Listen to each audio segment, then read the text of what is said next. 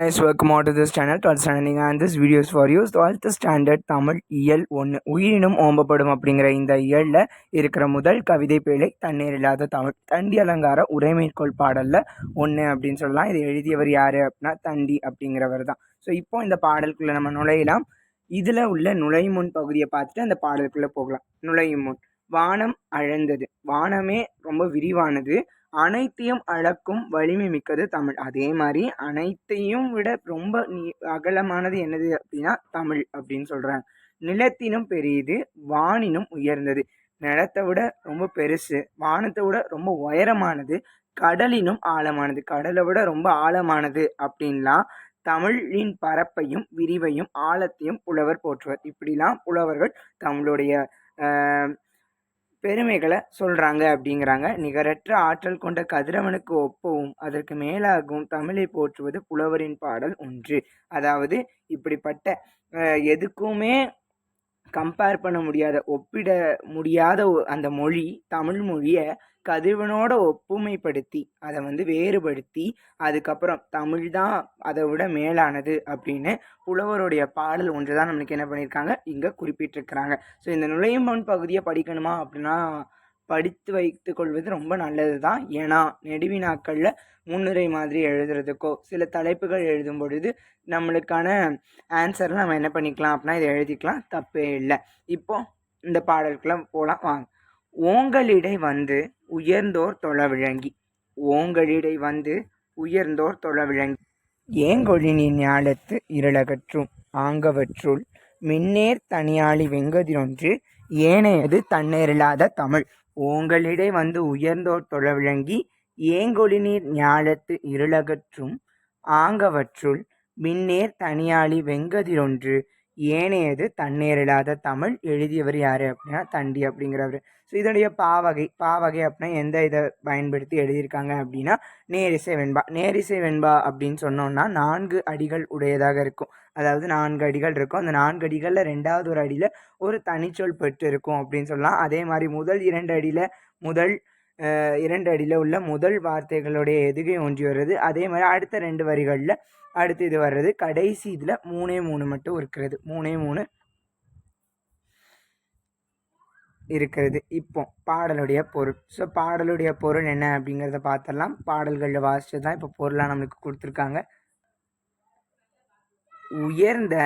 உயர்ந்த மலைகளுக்கு இடையே தோன்றி, உயரமான மலைகளுக்கு இடையில தோன்றி மக்களால் போற்றப்பட்டு, மக்களால் வாழ்த்தப்பட்டு போற்றப்பட்டு கடலால் சூழப்பட்ட உலகத்தின் புற இருளை அகற்றுவது ஒன்று. உலகத்துடைய வெளிப்புற இருளை, இந்த உலகத்தோடைய வெளியில் இருக்கிற இருளை, கடலால் சூழப்பட்ட இந்த உலகத்தோட வெளி இருளை அகற்றுறது ஒன்று அப்படின்னா பொதிகை மலையில் தோன்றி சான்றோரால் தொழப்பட்டு, அங்கே மக்களால் போற்றப்பட்டு இங்கே சான்றோரால் தொழப்பட்டு மக்களின் அறியாமை எனும் இருளை போற்றி. அதாவது மக்களுடைய உள்ளே இருக்கிற, அதாவது மொழியை கொண்டு ஒருத்தவங்க பகிர்ந்து கொள்கிறாங்க கருத்துக்களை. அப்போ அக இருள் அப்படின்னு சொல்லப்படுற உள்ளே இருக்கிற அருளை போக்கி ஒப்புமை இல்லாது இருப்பது இன்னொன்று.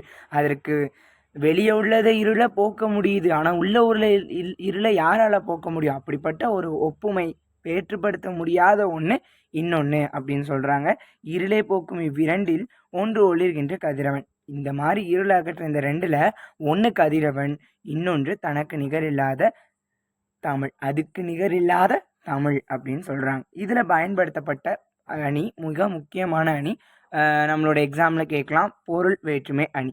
விளக்கம்: இருவேறு பொருட்களுக்கிடையே ஒற்றுமையை முதலில் கூறிய பின் வேறுபடுத்தி காட்டுவது பொருள் வேற்றுமை அணி. அதாவது 2 பொருளுக்கு இடையில உள்ள முதல்ல இது ரெண்டுமே சேம் தான், பட் அதை காட்டிலும் இது பெருசு அப்படின்னு வேறுபடுத்தி காட்டுறது தான் பொருள் வேற்றுமை அணி. அப்படிங்க என்ன சொன்னாங்க? அதுவும் இருளை தான் அகற்றுது, இதுவும் இருளை தான் அகற்றுது, ஆனால் அது புற இருளை அகற்றுது, இது அக இருளை அகற்றுது. அப்படிங்கப்போ இது அதை விட மேல் அப்படின்னு சொன்னனால இது பொருள் வேற்றுமை அணிக்கு வந்துடுது. முதல்ல அதோடைய ஒற்றுமை, 2மே இருளை அகற்றுதுன்னு சொல்லிட்டு அதுக்கப்புறம் இதை வேறுபடுத்தி காமிச்சனால இது பொருள் வேற்றுமை அணி அப்படின்னு நம்ம சொல்கிறோம். தமிழுக்கும் கதிரவனுக்கும் இடையே உள்ள பயன் சார்ந்த ஒற்றுமையை முதலில் கூறி அவற்றுள் தமிழ் தன்னேர் இல்லாதது, தனக்கு ஒப்புமையே இல்லாதது, அதாவது நிகர் இல்லாதது தான் தனக்கு நிகரில்லாதது தான் தன்னிகரில்லாதது அப்படிங்கிறாங்க என்று தன்மையை பின்னர் வேறுபடுத்தி காட்டுவதால் இது பொருள் வேற்றுமையணி ஆயிற்று. இது வேற்றுமையணியின் ஒரு பிரிவாகும். வேற்றுமையணியோடைய ஒரு பிரிவு அப்படின்னு சொல்லலாம். இப்போ இலக்கண குறிப்புக்குள்ள வந்துடலாமா? உயர்ந்தோர் வினையாளனையும் பெயர், அதாவது ஒரு வினையை நம்ம ஒரு நபரை வச்சு சொல்கிறது, அதாவது உயர்ந்தது அப்படிங்கிறத உயர்ந்தோர் அப்படின்னு ஒரு மனுஷங்களால் நம்ம சொல்லியிருக்கிறனால இது வினையாளனையும் பெயர். அதுக்கடுத்து வெங்கதிர், இதை நம்ம பிரித்து பார்த்தோம் அப்படின்னா வெண்மை கூட்டல் கதிர்னு வரும். வெண்மை அப்படிங்கிறது ஒரு பண்பை குறிக்குது. அப்போது கதிர்கள் வெண்மையான கதிர்கள் அப்படின்னு சொன்னனால ஒரு இதோட பண்பை சொல்லியிருக்கனால இது பண்பு தொகை.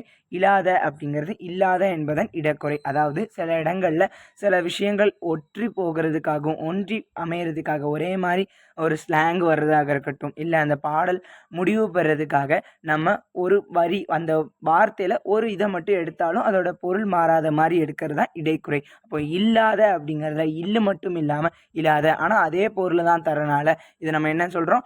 இல்லாத என்பதன் இடைக்குறை அப்படின்னு சொல்கிறோம். நெக்ஸ்ட் உறுப்பிலக்கணம். உறுப்பிலக்கணம் வந்து அப்படிங்கிறது எப்போவுமே இந்து இருந்துச்சு அப்படின்னா இத்து இந்து போட்டு விகாரம் அப்படிங்கிறத நீங்கள் கண்ணை மூடிட்டு போட்டுடலாம். அதே மாதிரி கடைசி என்னென்ன முடியுது அப்படின்னு பாருங்கள், அதை பிரித்து பாருங்களேன். இத்து ப்ளஸ் ஊ என்னது து. ஸோ அப்போ து அப்படிங்கிறதுனால இத்து ப்ளஸ் ஊ து, இதுவும் புரிஞ்சிருக்கும். முதல்ல உள்ளது எப்போவுமே நம்மளுக்கு கட்டளை சொல்லாதான் இருக்குங்கிறதுனால வே அப்படின்னு இருக்கு, அது வா அப்படின்னு இருந்திருக்கும். வா மருவி தான் நம்மளுக்கு வந்து அப்படிங்கிறது இருக்கனால வா. வே அப்படிங்கிறது என்னது அப்படின்னா விகாரம் அப்படின்னு சொல்லலாம். இத்து சந்தி இந்தானது விகாரம்.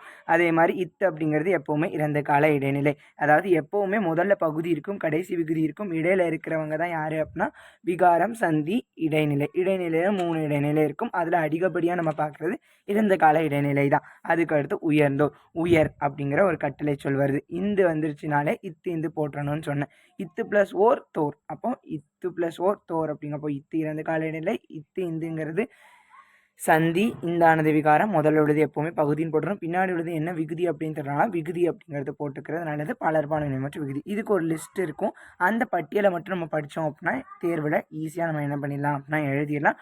அதுக்கான காணொலி நீங்கள் சப்ஸ்கிரைப் பண்ணுங்கள். அதே மாதிரி நீங்கள் கமெண்டில் கேட்டீங்க அப்படின்னா கண்டிப்பாக அந்த காணொலியை நான் கூடிய சீக்கிரம் போஸ்ட் பண்ணுறேன். விலங்கி, இக்கு ப்ளஸ் கி அப்படிங்கலாம். அப்போ விலங்கு ப்ளஸ் இ விலங்கி அப்படின்னு சொல்கிறோம். விலங்கு அப்படிங்கிறது பகுதி, இ அப்படிங்கிறது வினையற்ற விகுதி. அது நம்ம ஊ அப்படின்னு இருந்துச்சு, அப்படிங்கிறது பெயரற்ற விகுதி. ஊ இருந்தாலும் அது என்னது தான் அப்படின்னா வினையற்ற விகுதி தான். நெக்ஸ்ட் புணர்ச்சி விதி. புணர்ச்சி விதிகள் படித்து தான் ஆகணும். இது எல்லாமே 2 மதிப்பெண் வினாக்களில் கேட்குறாங்க. இலக்கண குறிப்பாக இருக்கட்டும், உறுப்பிலக்கணமாக இருக்கட்டும், புணர்ச்சி விதியாக இருக்கட்டும், இது எல்லாமே கேட்குறாங்க. ஆங்கவற்றுள், ஆங்கு ப்ளஸ் அவற்றுள், ஆங்கு ப்ளஸ் அவற்றுள்ள கூட்டி எழுத்தோம் அப்படின்னா ஆங்கவற்றுள்னு இருக்கும். இதெல்லாம் நீங்கள் பயிற்சி செய்யும் பொழுது அதிகப்படியாக கரெக்டாக நம்ம என்ன பண்ணிடலாம் அப்படின்னா பிரிக்க தெரிஞ்சிடும். அது உங்களுடைய பயிற்சிகளில் தான் இருக்குது. நம்மளுக்கு அதிகப்படியாக புத்தகத்துலேருந்து தான் கேட்குறனால நீங்கள் இதை ஒரு முறையிலேருந்து 2 முறை படித்து வச்சுக்கிட்டாலும் தப்பு இல்லை, நம்மளுக்கு மதிப்பெண் குறையாமல் கிடைக்கும். விதி, உயிர்வரின் உட்குரல் மெய்விட்டோடும். உயிர்வரின் உட்குரல் மெய்விட்டோடும் அப்படின்னாலும் நீங்கள் ஞாபகம் வச்சுக்கணும், அந்த கூட்டலுக்கு முன்னாடி உள்ளதை நம்ம அதோடைய மெய் இதுக்கு கொண்டு வரணும் அப்படின்ட்டு. அப்போ ஆங்க கவற்றுள் அப்படின்றப்போ உடல் மேல் உயிர் வந்து ஒன்றுவது இயல்பு. இது என்ன பண்ணும் அப்படின்னா கடைசி உள்ளதையும் ஃபஸ்ட்டு உள்ளதையும் நம்மளுக்கு என்ன பண்ணிடும் அப்படின்னா வாய்ப்பாடு மாதிரி எடுத்துரும். இப்போ இக்கு ப்ளஸ் அப்படின்னு மாறிடுச்சா, அப்போ இதுதான் இந்த முதல் புணர்ச்சி விதி. 2 இதை சேர்க்கறதுக்கு நம்ம என்ன பயன்படுத்துகிறோம்? உடல் மேல் உயிர் வந்து ஒன்றுவது இயல்பு. இது அதிகப்படியான விதத்தில் நம்ம பயன்படுத்துவோம். தனி ஆழி, தனி ப்ளஸ் ஆழி, தனி ப்ளஸ் ஆழினா நம்மளுக்கு தெரியும் கடல் அப்படின்னு நம்ம சொல்லலாம். இ ஐ வழி எவ்வும், அதாவது இந்த மாதிரி இ அப்படின்னு நம்ம வந்துச்சு அப்படின்னா ஐ அப்படிங்கிறதெல்லாம் வந்துச்சுன்னா அது கூட ஈயை நம்ம என்ன பண்ணிக்கணும் அப்படின்னா கூட்டிக்கணும். அப்போ ஈயை கூட்டிட்டு உடல் மேல் உயிர் வந்து ஒன்று வந்துன்னா இதை என்ன பண்ணிடணும், நம்மளுக்கு ஒன்றா சேர்த்துருமா, ஒன்றா சேர்த்துருச்சு. வெங்கதிர் அப்படின்னா என்னது? வெண்மை கூட்டல் கதிர். வெண்மை கூட்டல் கதிர் அப்படிங்கப்போ ஈறுபோதல் விதி வந்துச்சு அப்படின்னா நமக்கு மை கெட்டுருச்சு, அதாவது போயிடும் அப்படின்னு சொல்லலாம். அதே மாதிரி வெம் கதிர்னா வரும் இல்லை, அப்போ முன்னீர் மெய்த்தெறுதல் படி அப்படிங்கிறது நம்மளுக்கு என்ன ஆகும் அப்படின்னா ஆட் ஆகும். இவ்வளோதான் இதில் உள்ளது. அணி இலக்கணத்தை மட்டும் கூறும் இலக்கண நூல்கள் 2 மதிப்பெண்கள் கிடைக்கலாம். தண்டி அலங்காரம், மாரண அலங்காரம், குவளை ஆனந்தம் அப்படிங்கிற இந்த 3. அதே மாதிரி அணி இலக்கணத்தையும் கூறும் இலக்கண நூல்கள், அணி இலக்கணத்தையும் சொல்கிறது அப்படிங்கப்போ தொல்காப்பியம், வீர சோழியம், இலக்கண விளக்கம், தொன்னூல் விளக்கம் முத்து வீரியம் அப்படிங்கிற இது எல்லாமே. இப்போ இதோடைய நூல்வெளி பார்த்தரலாமா? அணியிலக்கணத்தை மட்டும் கூறும் நூல்களுள் தண்டி அலங்காரம் ஒன்று. அதாவது அணியிலக்கணத்தை மட்டும் சொல்றதுல ஒரு நூல் அப்படின்னா அது தண்டி அலங்காரமும் ஒன்று அப்படின்னு சொல்லலாம். இந்த நூல் பொதுவியல், பொருளியல், சொல்லணியல் அப்படிங்கிற 3 பெரும்பிரிவை உடையது. அதாவது பிரிவுகள் கேட்கறதுக்கான வாய்ப்பு இருக்கு 2 மதிப்பெண் வினாக்கள்ல. இலக்கண நூலால் உரையாசிரியர்கள் பலரால எழுத்தாளப்பட்ட பெருமை பெற்றது இதுதான். பாடப்பகுதி பொருளணியிலிருந்து நம்மளுக்கு கொடுத்துருக்காங்க. உரை மேற்கோள் பாடலாகும் அப்படின்னு சொல்லலாம். இது எதை தழுவி எழுதப்பட்ட ஒரு நூல் அப்படின்னா காவிய தர்சனம் அப்படிங்கிற ஒரு வடமொழி இலக்கண நூலை தழுவி அதை வச்சு எழுதின ஒரு நூல் அப்படின்னு சொல்லலாம். இது ஆசிரியர் 12ஆம் நூற்றாண்டை சார்ந்த தண்டி ஆவார். நம்மளுக்கு கற்றவை கற்றபின் என்ன கொடுத்துருக்காங்க? தன்னேரில்லாத தமிழ் எனும் தலைப்பில் சொற்பொழிவில் பங்கேற்பதற்கான 5 நிமிட உரை ஒன்றை உருவாக்க இதெல்லாம் அதிகப்படியாக கேட்க மாட்டாங்க. இந்த காணொலி உங்களுக்கு புரிஞ்சிருக்கும், பயனுள்ளதாக இருக்கும் அப்படின்னு நினைக்கிறேன். அடுத்த காணொலியில் உங்களோட வந்து சந்திக்கிறேன். And then bye from me. Thank you for வாட்சிங்.